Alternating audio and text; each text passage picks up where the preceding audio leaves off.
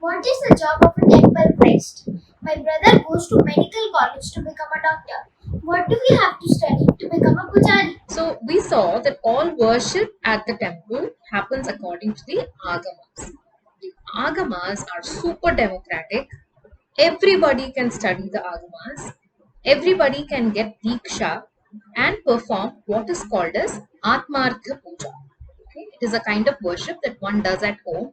The guru will give you a shivlinga and you perform the worship at home. However, Parartha Puja which is done at temples for the benefit of the whole universe, which is temple worship, is supposed to be done according to the Agamas by only a certain set of people called the Adishaivas.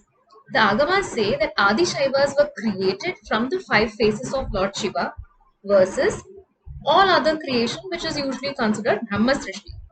Why? Okay. Why is this way? Okay. See, what is a temple? The temple is a place where energy has been harnessed and kept there. At the time of this energy installation, which is called Pratishtha, okay, Lord Shiva has been brought there and he has been requested to stay there. I'm saying Lord Shiva because I'm giving you the example of Shaiva Agamas. There is an equivalent for the Vaishnava Agamas as well, right? For Vaikhanasa Pancharatra Agamas.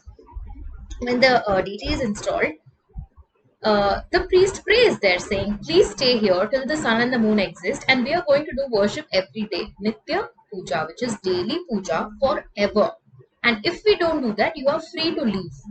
So that energy is kept there under a certain condition that this is going to be done forever, which is why our temples, we have records going back to 1500 years.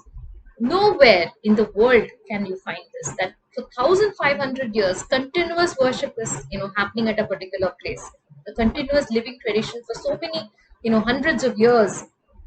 And this is why the agama places an importance on a certain set of people being qualified to do the puja.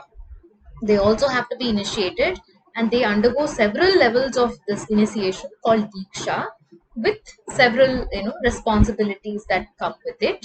They are supposed to also teach the public on what are the Shaiva Siddhanta Tattvas, what are the Agamas and all that.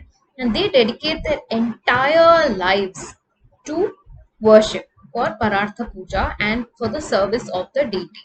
And not just any deity, it's hereditary. So I have been tied to this temple. I have been given Diksha for worship at this temple. Me and my entire descendants, all the family, everybody will perform worship at this temple. They don't even mix with different temples because every temple follows its own agama.